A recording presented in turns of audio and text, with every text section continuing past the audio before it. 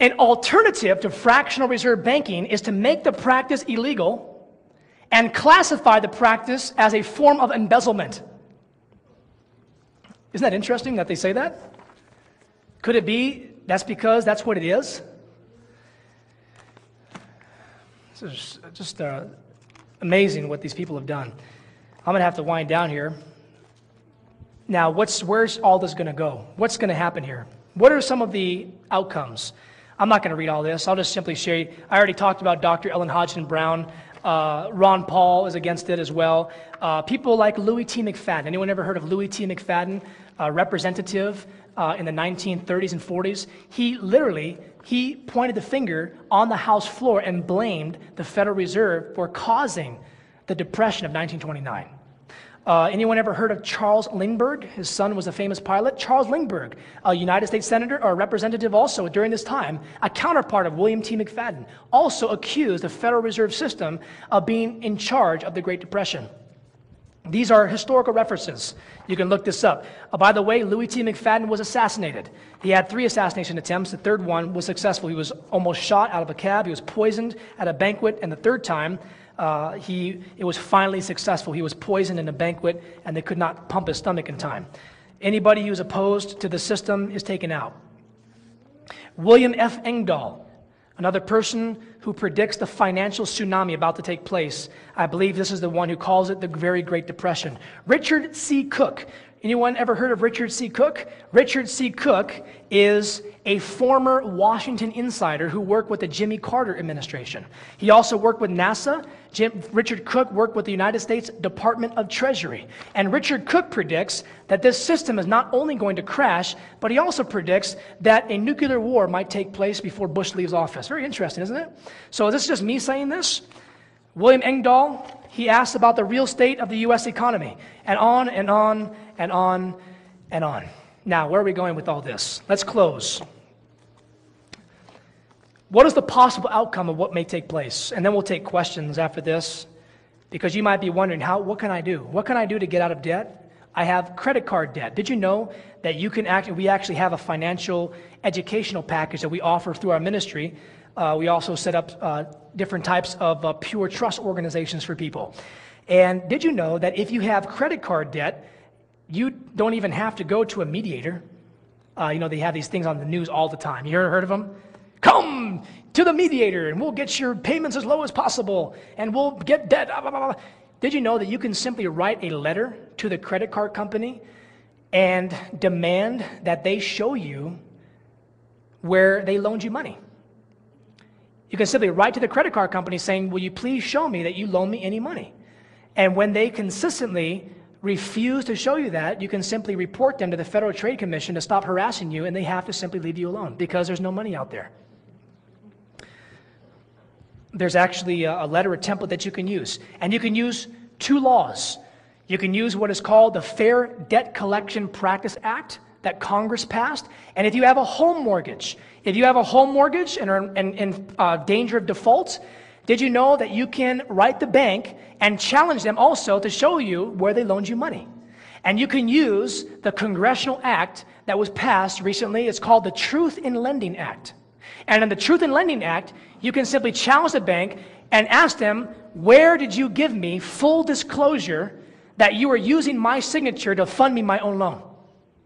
Where is any paperwork where there is a bilateral contract between you and I that you loan me any money? And oftentimes what they're willing to do is settle with you, take stuff off, and sometimes you're even able to eliminate your entire mortgage as a result of reporting them because of their violation of law. It is an illegal system, brothers and sisters. It's an illegal system that was created by a group of people that are trying to dominate the world. Now, as we prepare to close, let me ask another question. Has this been clear to us tonight, or rather this afternoon? Is it starting to make some sense that there really are people behind the scenes trying to sew up the world system? Is this just conspiracy? Or have I been able to show you today that there are really people trying to control a world system? Do you see this pretty clearly now? Now, what may happen? I'm now going to give you what I believe may happen, and I want to preface it with, again, this is what I believe may happen. I'm not going to, as Paul said, I'm going to speak by permission and not by commandment. I'm not going to tell you a thus saith the Lord, because I don't know if God will hold the winds a little longer. But I'm about to share with you what I believe very well may probably may take place rather.